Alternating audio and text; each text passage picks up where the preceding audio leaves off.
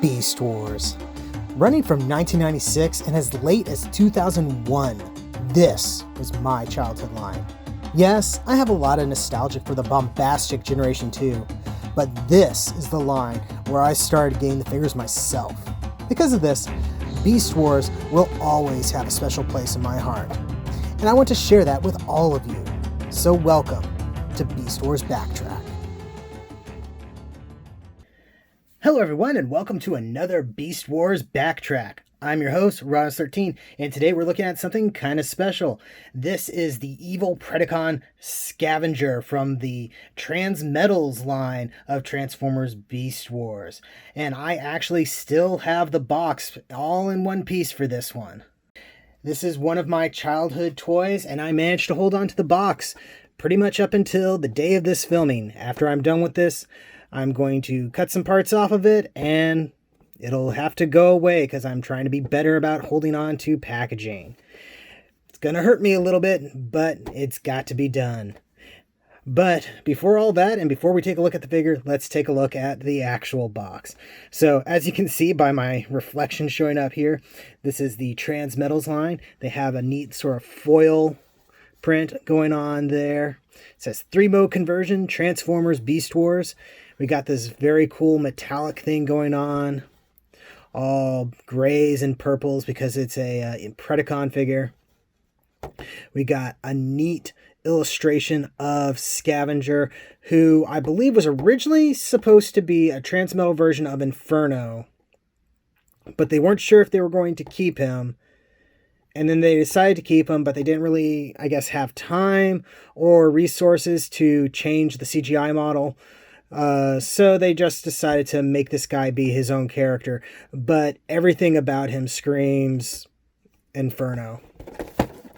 So on this side, we have the standard Beast Wars eye, but now it has this metal stuff all around it.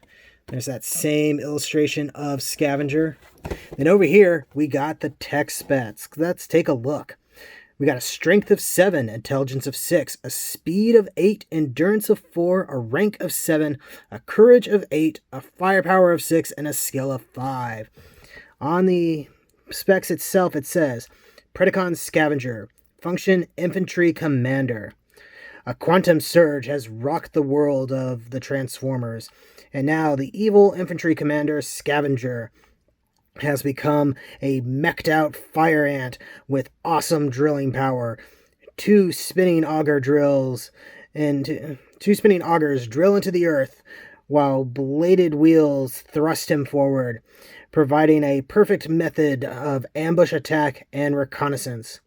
One of the Maximal's most dangerous enemies, Scavenger's goal is to make every Maximal unable to set foot outside without thinking twice about what might suddenly burst from underground. Wow, that makes him pretty scary, doesn't it? Then over here, we got the write-up for the time frame for Beast Wars.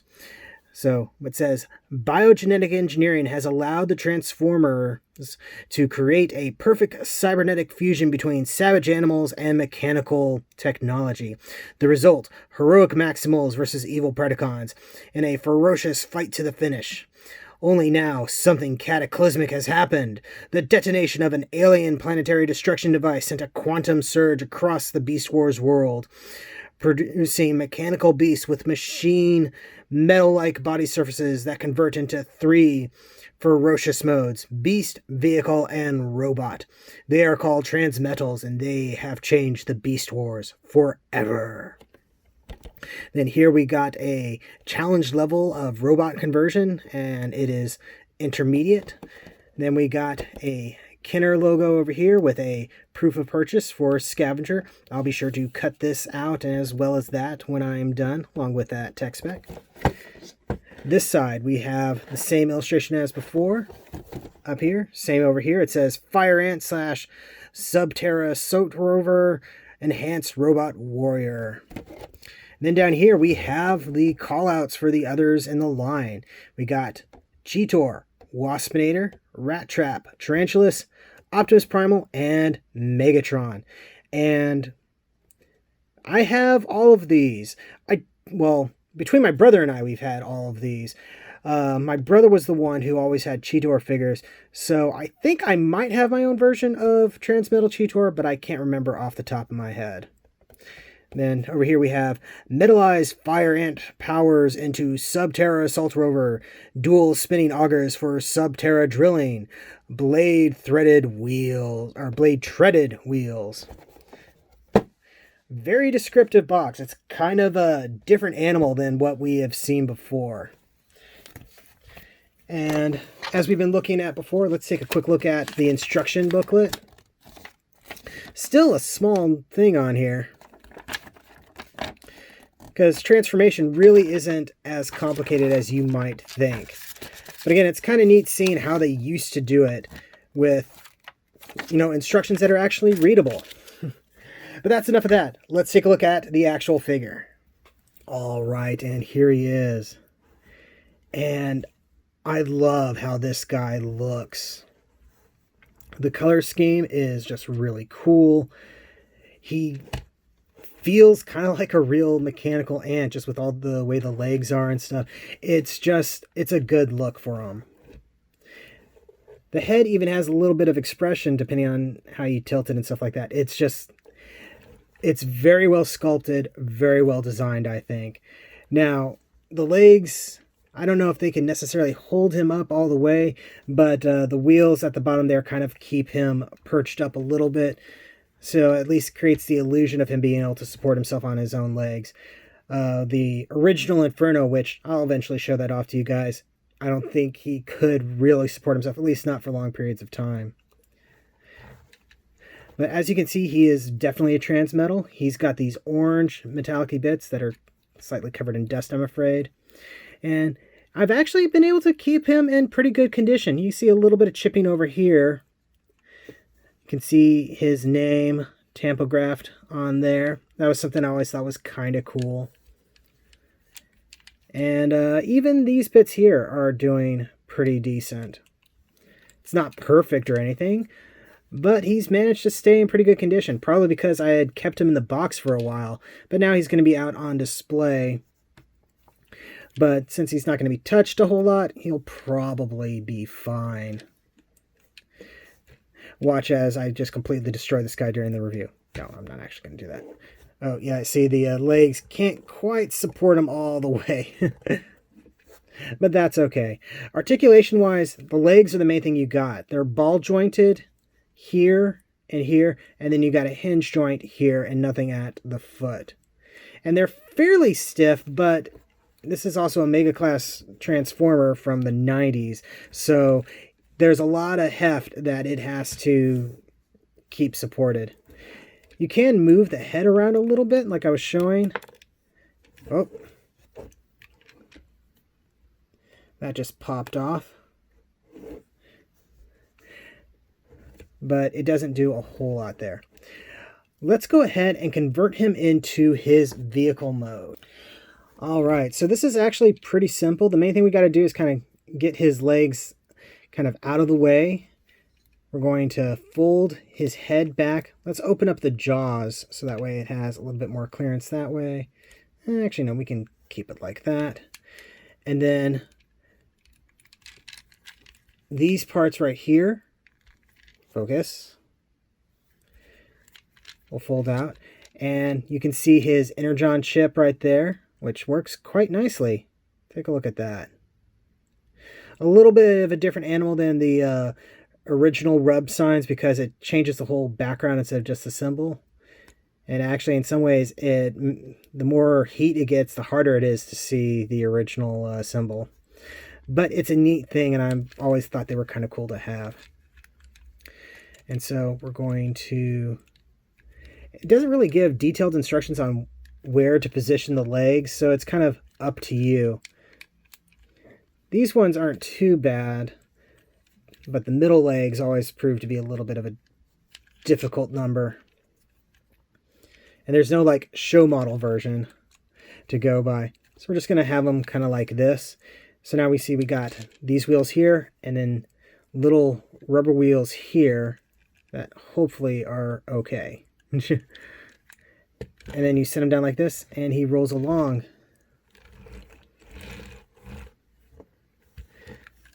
Yeah, this wheel is not rolling quite as freely as it once did.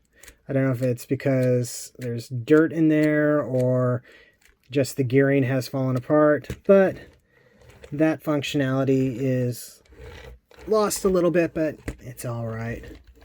You can see what it's supposed to be doing here. And it's not too bad, but the legs here is kind of what kills it, because they're either going to be folded up like this or you're going to have them spread out like this or something, and either way, it's not the best look. But the tansmetal's vehicle modes were always felt a little bit like an afterthought. And I'm going to say the translucent plastic here is always a little bit worrisome, because that's stuff that tends to get very brittle and break, and I'm seeing it all on joint pieces and stuff. Not necessarily a good sign.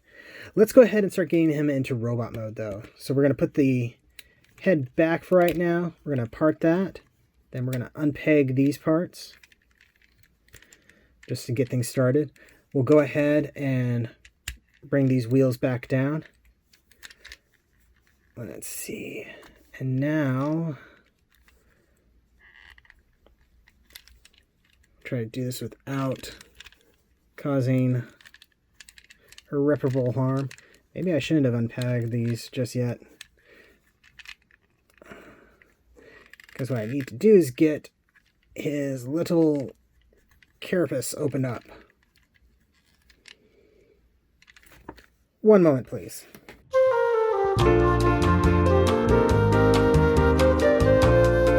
Got it. Okay. So now that flips open. You can see some neat sort of organic looking detail on the inside, which is kind of a neat contrast, because you got very metallic, very robotic, and then this organic stuff on the inside. And that's one of the things that isn't talked about a whole lot with tansmetals, is that in some ways, the way they had originally designed them, the intention was that basically it was like they went inside out. The robot modes became all organic looking, while their beast modes became all metallic and robot looking. But they never really talked about that much. Okay, so now we've separated this out, and we're going to rotate these around and bring this down. Do the same on the other side. We're going to flip this head up, revealing his very kind of menacing, slightly psychotic smile. And now we need to get his arms into position. So what I tend to do is I tend to take his ant mode head and rotate them around, because they are on ball socket joint here, and then bend it a little bit so that way they come up behind. And then kind of try to do a bit of a tarantulas thing where they're all pointing the same direction. There we go.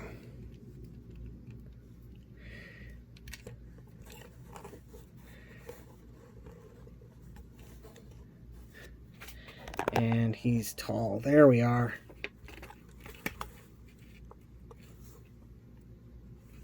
Whoop. He's also very back heavy. And I gotta say, he looks pretty cool, but these legs coming off of him, not the best look in the world. He also doesn't have hands, which is a little bit odd. He's got drills for hands. And the mechanism still works, so you can still rotate them around. And you can bend them if you want to. I'm not going to do it too much because I'm worried that these will just shatter into a million pieces.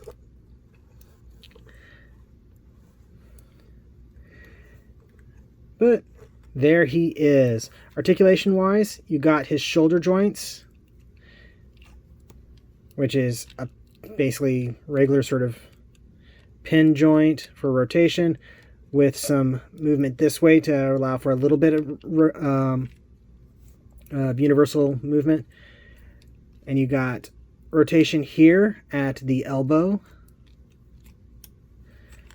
No waist articulation. The head can rotate around. No waist. You can kick up really far because of how it transforms. And again, because of how it transforms, your knee is actually pretty decent. No ankle articulation other than the foot like that.